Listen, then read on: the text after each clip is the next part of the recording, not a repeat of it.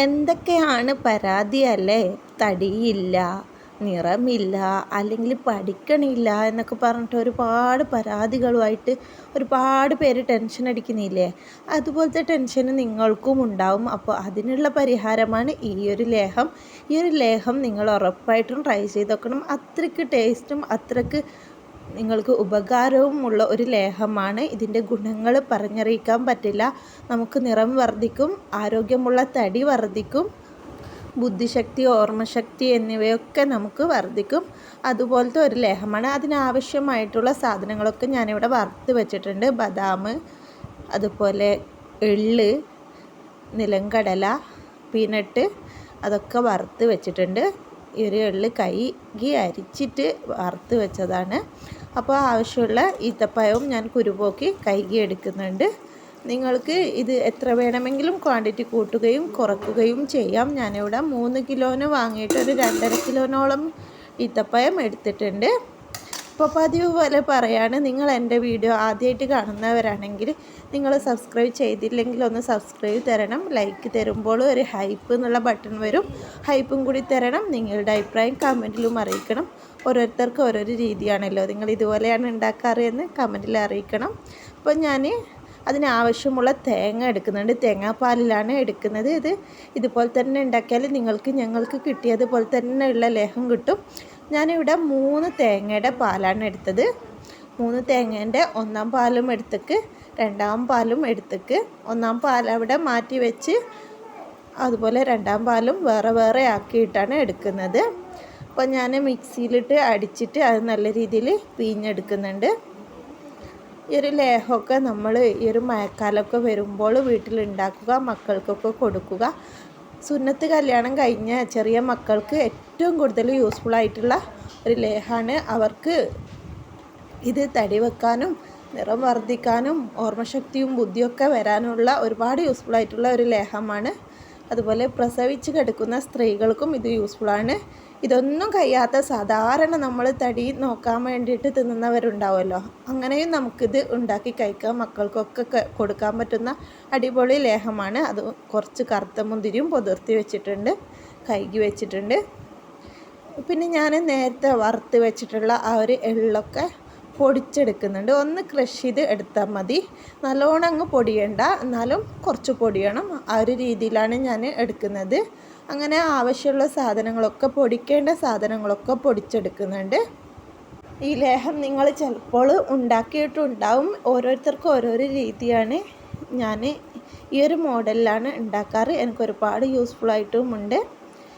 അങ്ങനെ ഞാൻ കപ്പലണ്ടിയൊക്കെ പൊടിച്ചെടുക്കുന്നുണ്ട്.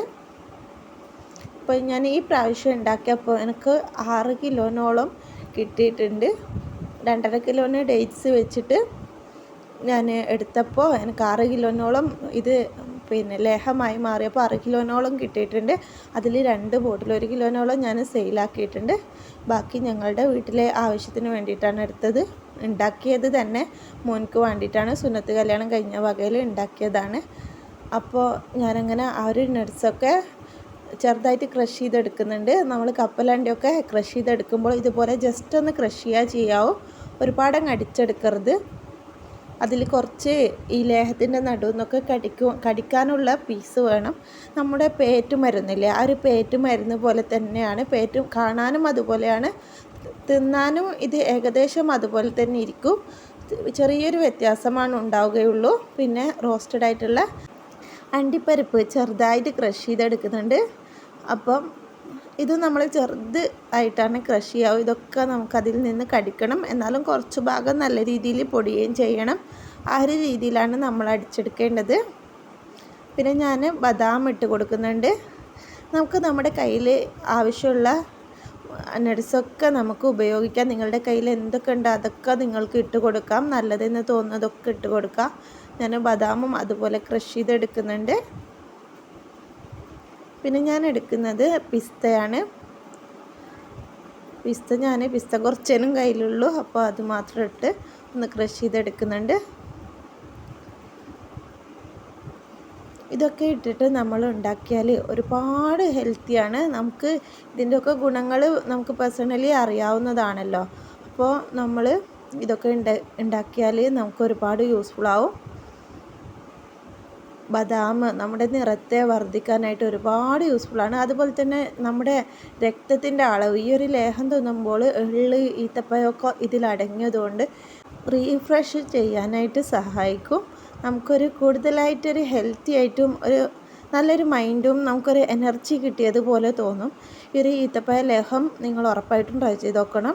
പിന്നെ ഞാൻ ഈത്തപ്പഴം കുറച്ചായിട്ട് എടുക്കുന്നുണ്ട്. ഇതിൽ ഞാൻ വെള്ളം കുറച്ചായിട്ട് ചേർത്തിട്ടാണ് അടിച്ചെടുക്കുന്നത്. കാരണം മിക്സിയിൽ നിന്ന് അടിയുന്നില്ല. നിങ്ങൾക്കിത് ഡേറ്റ്സ് അപ്പാടെ അടിയുകയാണെങ്കിൽ അങ്ങനെ അടിച്ചെടുത്താൽ മതി. അല്ലെങ്കിൽ കുറച്ച് വെള്ളം ചേർത്തിട്ട് അടിച്ചെടുത്താലും മതി. ഞാൻ വെള്ളം ചേർത്തിട്ട് കാരണം അടിഞ്ഞ് കിട്ടാത്തത് കൊണ്ടാണ് വെള്ളം ചേർത്തത്. അപ്പോൾ ഞാനങ്ങനെ ഈത്തപ്പഴമൊക്കെ ഇവിടെ ഫുള്ളായിട്ട് അടിച്ചെടുത്ത് വെക്കുന്നുണ്ട്. ഒരുപാട് പേര് ചോദിക്കും നിങ്ങളെങ്ങനെയാണ് ലേഹം ഉണ്ടാക്കാറ്. അപ്പോൾ ഇത് കഴിക്കാൻ കൊടുത്താൽ ചിലർക്കൊക്കെ ഡൗട്ട് ഉണ്ടാവും എങ്ങനെയാണ് ഉണ്ടാക്കാറ് എന്ന്. പിന്നെ നമ്മളിത് ഉണ്ടാക്കാനായിട്ട് വെക്കുമ്പോൾ പലരും പല രീതിയിലാണ് വെക്കാറ്. ഞാൻ എൻ്റേതായ രീതിയിലാണ് വെക്കാറ്. അപ്പോൾ നിങ്ങൾക്ക് ഇഷ്ടമുള്ള രീതി സെലക്ട് ചെയ്തിട്ട് വെക്കാൻ പറ്റുന്നതാണ്. ഇതൊക്കെ നിങ്ങളുടെ അളവിനനുസരിച്ചിട്ട് നിങ്ങൾക്ക് കൂട്ടുകയും കുറയ്ക്കുകയും ചെയ്യാം. നമ്മൾ കുറച്ചാണ് ഉണ്ടാവുമെന്ന് വിചാരിച്ചാലും നമ്മൾ 1 കിലോൻ്റെ ഈത്തപ്പഴത്തിൻ്റെത് ഉണ്ടാക്കിയാലും നമുക്ക് ഒരു 2 കിലോനോളം കിട്ടും ലേഹം കിട്ടും. അങ്ങനെയാണ് ഇതിൻ്റെ ഒരു റേഷ്യോ. പിന്നെ ഞാൻ കുറച്ച് അവിൽ വറുത്ത് വെച്ചതാണ്, നേരത്തെ എന്നോട് കാണിക്കാൻ വിട്ടുപോയതാണ്. ഒരു അവിലും കൂടി നല്ല രീതിയിൽ പൊടിച്ചെടുക്കുന്നുണ്ട്. അവിലും നമുക്ക് വണ്ണം വയ്ക്കാനായിട്ട് ഒരുപാട് യൂസ്ഫുള്ളാണ്. പിന്നെ നിങ്ങൾക്കിതിൽ ഇഷ്ടമാണെങ്കിൽ നിങ്ങൾ പ്രസവിച്ചവർക്കൊക്കെ ഉണ്ടാക്കുകയാണെങ്കിൽ ചെറിയുള്ളി നല്ലൊരളവിൽ തന്നെ എടുക്കണം. ഈത്തപ്പഴത്തിൻ്റെ കൂടെ ഇട്ട് കൊടുക്കണം. അല്ലെങ്കിൽ അത് വേറെ വേവിച്ചിട്ട് എടുത്താലും മതി. ചെറിയുള്ളി എൻ്റെ മോനിക്ക് ടേസ്റ്റ് ഇഷ്ടമില്ല, ചെറിയുള്ളി ഇട്ടാൽ കഴിക്കില്ല എന്ന് പറഞ്ഞത് കൊണ്ടാണ് ഞാനിതിൽ ചേർക്കാത്തത്. ചെറിയുള്ളി മസ്റ്റായിട്ടും ചേർക്കണം. ചെറിയുള്ളി നമുക്ക് രക്തത്തെ ശുദ്ധീകരിക്കാനായിട്ടൊക്കെ പറ്റുന്ന സ്ത്രീകൾക്ക് ഒരുപാട് യൂസ്ഫുൾ ആയിട്ടുള്ള ഒരു ഐറ്റമാണ് ചെറിയുള്ളി. അതുകൊണ്ട് ചെറിയുള്ളി ഉറപ്പായിട്ടും നിങ്ങൾ തയ്യാറാക്കുമ്പോൾ ചേർക്കാൻ വേണ്ടി ശ്രദ്ധിക്കുക.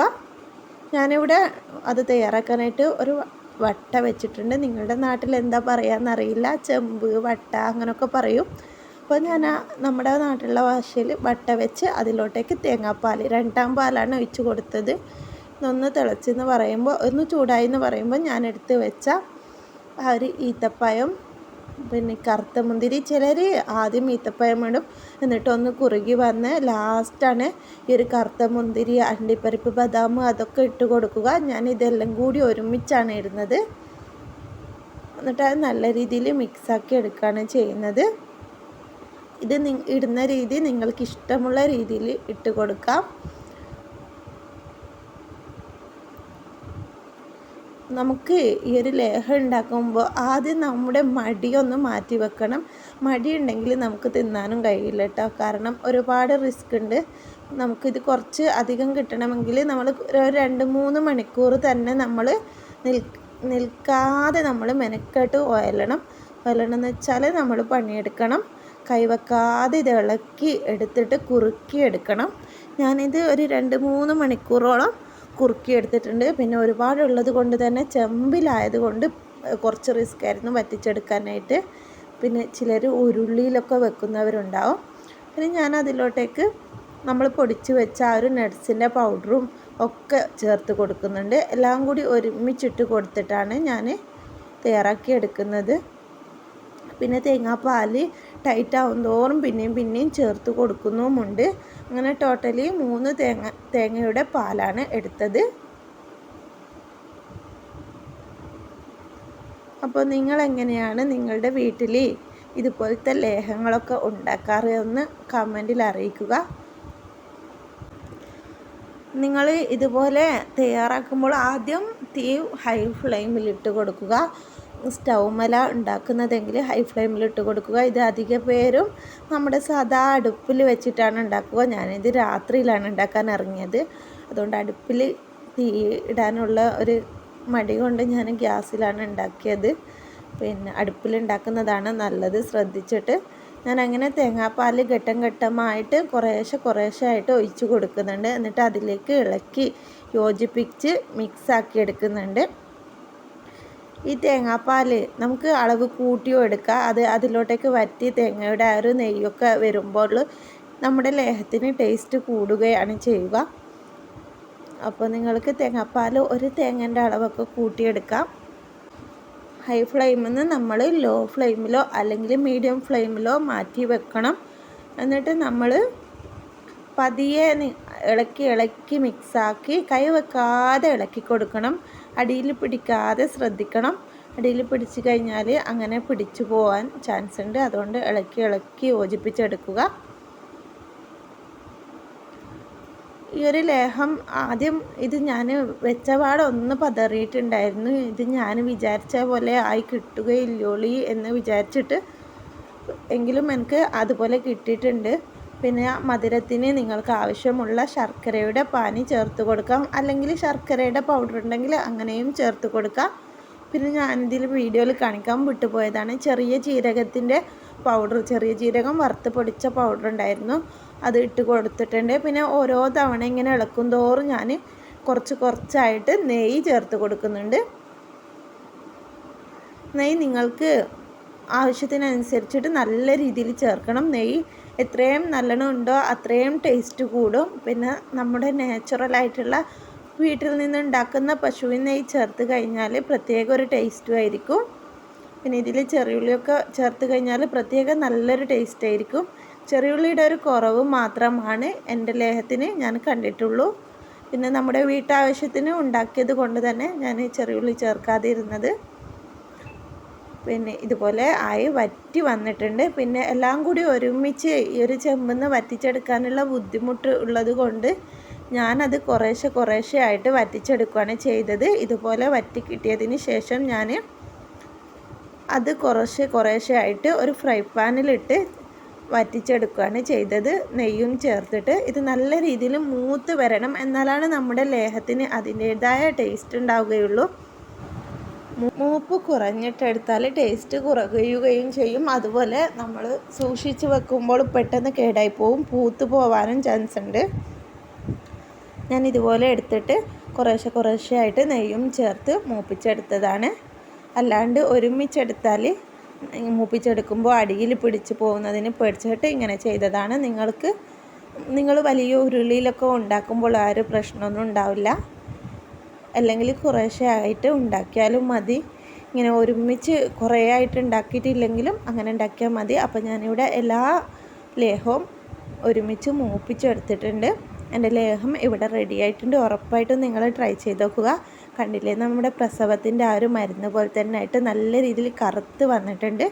അടിപൊളി ടേസ്റ്റാണ്. എനിക്കിവിടെ ഒരു 3 1 kg ബോട്ടിലും ചെറിയ 500 kg ഒരു 4-5 ബോട്ടിലും ആയിട്ട് കിട്ടിയിട്ടുണ്ട്. അതിൽ 2 ബോട്ടിൽ സെയിലാക്കുകയും ചെയ്തിട്ടുണ്ട്. അപ്പോൾ വളരെ ടേസ്റ്റുള്ളൊരു ലേഹമാണ്. നിങ്ങൾ ട്രൈ ചെയ്ത് നോക്കുക. ഇന്ന് തന്നെ ട്രൈ ചെയ്തിട്ട് ഫീഡ്ബാക്ക് അറിയിക്കുക. നമുക്ക് അടുത്തൊരു വീഡിയോയിൽ കണ്ടുമുട്ടാം. ബൈ.